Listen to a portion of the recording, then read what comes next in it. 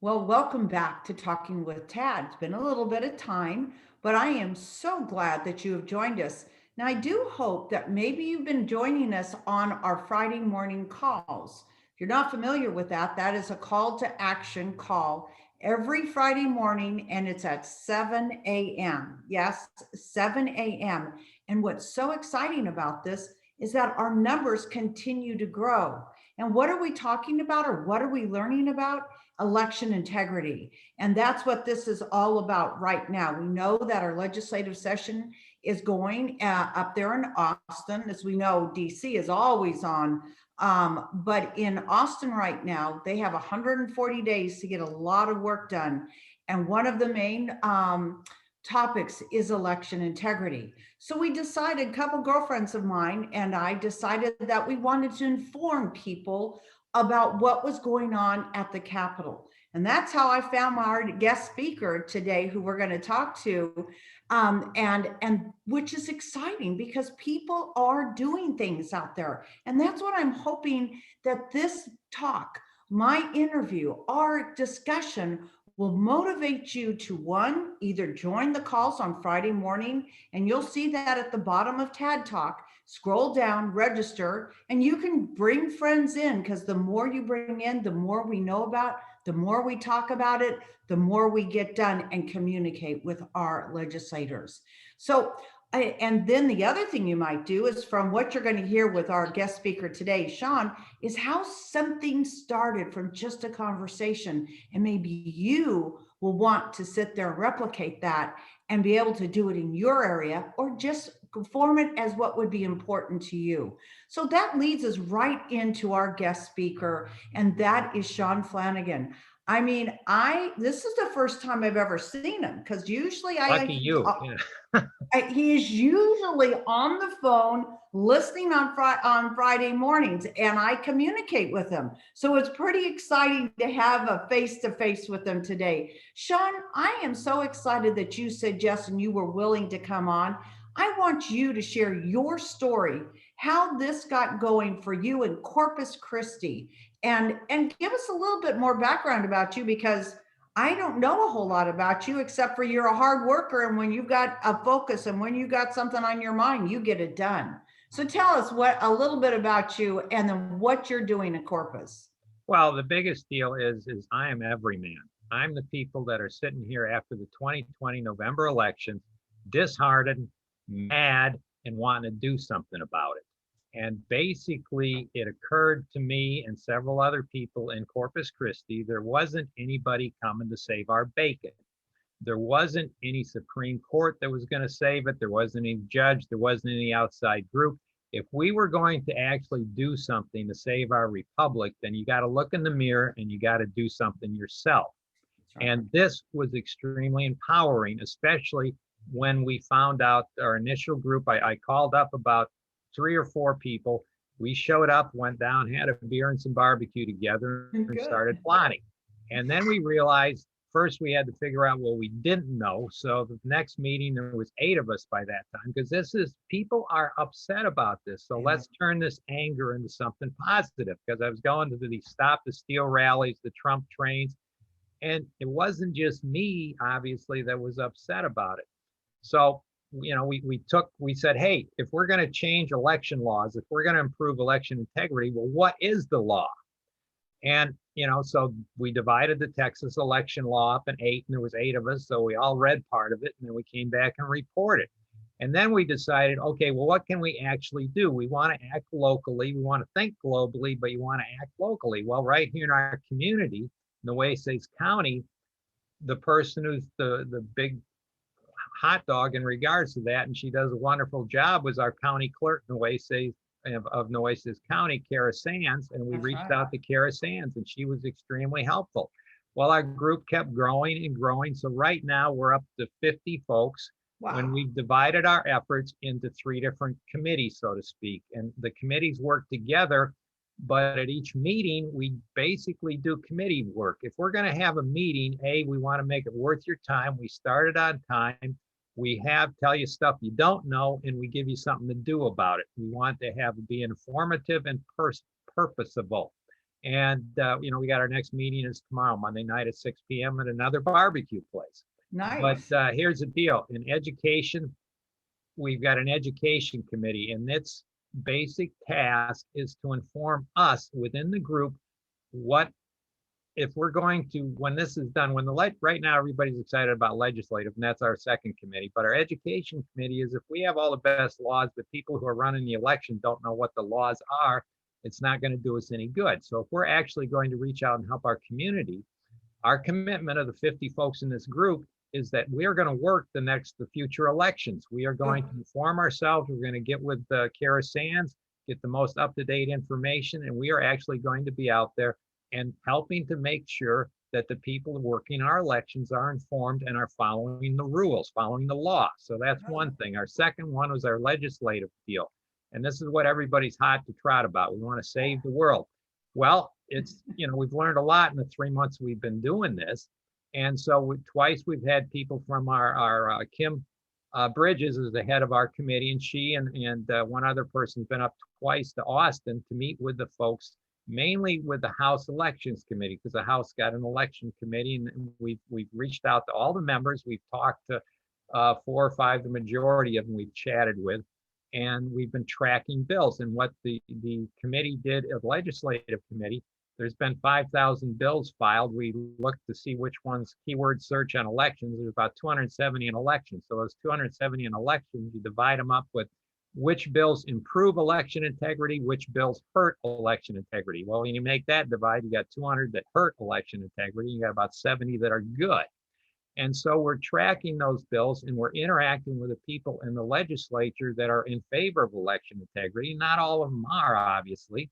And we are saying, hey, we're here. How can we be helpful? And so what we're just working on today, we got the list of bills that are going to appear before committee next Thursday. And we're getting with our group. Plus, I talked to a group in Clayburgh County, which is the neighboring county down in Kingsville, is interested in this. We got folks from 2 or 3 other adjacent counties. And this is something I believe her name is Beckley from Bandera talked about at your last call, Tony Ann, you had Friday, about reaching out to adjacent counties. And so with the legislative deal, we are, putting together short little narratives, and we can all do written online testimony in 24 hours beforehand. And we're also telling folks you don't want to go to Austin and testify unless you actually have evidence to present.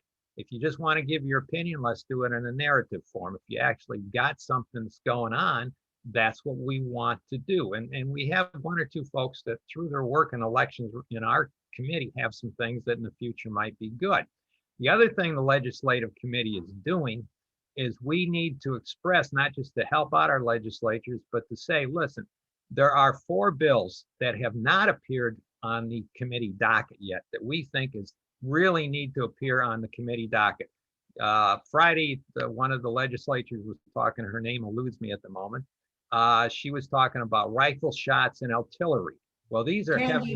That was Candy Noble. Candy Noble, and she's doing noble work up there, as well as having a dish of candy on her desk. That's but right. The deal is like, look, these Republicans need to be bold. Part of the reason that we exist is to let the people that we've elected to represent us know that we got your back. But you need to act. This is the time. There's no time to play small ball. We want to go for big things. And the bills we're tracking that we haven't seen, it's interesting, all 4 of them are coming from, have been written by folks on that elections committee. One takes private money out of the election process. That's the Swenson bill. Chairman Kane's got a bill that's outstanding. It requires a photo ID be provided, a copy of that, for when you submit an application for a ballot and for when you submit your ballot. And people are saying, well, the old folks can't do that. They don't know the technology. Yeah, they do. They got a phone. You can make a copy of everything on a phone. Schofield's got, another fellow on the committee, has got a bill that says only the legislature can make or change election law, not the governor, not the judges, not urban entities. They can't do it. And finally, there's a bill that's coming from J.C. Jetton on that forbids the curing or correcting of ballots by ballot boards. In other words, hey, only the voter can really tell you what the voter meant. And if you can't get the voter in to correct the bill, tough toenails, you don't get to correct it. That's a bill we need. So basically, that's the legislative side of it. Our third committee is PR. We're on MeWe, we're on several different platforms as well as Facebook. And we're trying to get the word out, A, about our organization, B, about election integrity, because we've got to get across the idea to the public that, hey, we want voting to be convenient, but we also want it to be safe and have integrity. There's nothing more expensive than an election whose results you can't trust. And based on our 2020 experience, we never want to go through that again. Plus, we need to get rid of these lies that the left is peddling. The whole idea that if you put forth provisions for election integrity, that's racist. Well, that whole concept that the left has been hitting the Republicans over the head with for 15 or 20 years is racist in and of itself. Our position as Republicans, as people who, well, we're nonpartisan, but our position as people in favor of election integrity is these bills are neutral. There's nothing about race in them. There's nothing about ethnicity in them. And if you bring forth the idea that you think because a bill requires certain actions that you don't think certain races or certain ethnicities are smart enough to do that, that reflects upon your own inherent racism. And it's not part of the bill. And we need to push back. And that's what the the PR committee's eventually going to get into. These are ongoing deals right now. We're having legislative, but the educative part of it is going to come to the foreground shortly, because the legislature is out by the end of June, I believe. And so we want to stay engaged because this process is an ongoing process. And the other guys never let their guard down. And thank God you're doing that. I mean, a lot of times people will get going and then all of a sudden they stop. And, as they will see here, that your Facebook page, your email address, they can contact you, and we want them to be able to come together. So the more that we are unified, the better. And I know that has been a really big deal to you, is wanting to hear who else is doing this work. Yeah. And Shawn, there are a lot of people out there doing this work, and we just need to connect us because we're more powerful in numbers. Well, Tony Ann, you've been a great conduit, and we're going to start, our latest deal, we're going to send it to you because you've gotten 300 or plus people on your Friday calls from all across Texas, as well as the US. And I mean, holy cats, that's wonderful. Well, and I really appreciate that. And I will tell you, I get such a high on Friday mornings. I mean, and it keeps me going all week, but all day long. And people say, why are you so happy today? It's because these calls are so good, because the people care. But we're here and to educate, and I am so excited for you to share your story and to allow more people to come in. And I want you to continue on doing that. Shawn, we're going to have to wrap this call up, but sure. Or this talk up. And I think that there's a lot of information. I know we could go on for a long time, but before we end, we got to do a fun fact. That's how Talking with Tad always ends. So give me your fun fact. All right. Well, this fun fact is more fun for the family than me. When I was 8 years old, my mother put me on a bus, sent me up to my father's side of the family to spend part of the summer on their farms up there in Wisconsin. You can hear by this accent. But anyhow, my maternal grandma, who I was the apple of her eye at that time, I was the only grandchild for quite a while, would meet me in Madison, where I had to switch buses. So I'm standing there getting on that bus. I got my burr-headed haircut. I got a suitcase that's as big as I am. I got my cowboy hat in the other hand. And Grandma's standing there in front of this big burly bus driver and says, now you take good care of my little Shawnee. And the bus driver looks at her, looks at me, and says, well, what's the matter? Is he slow?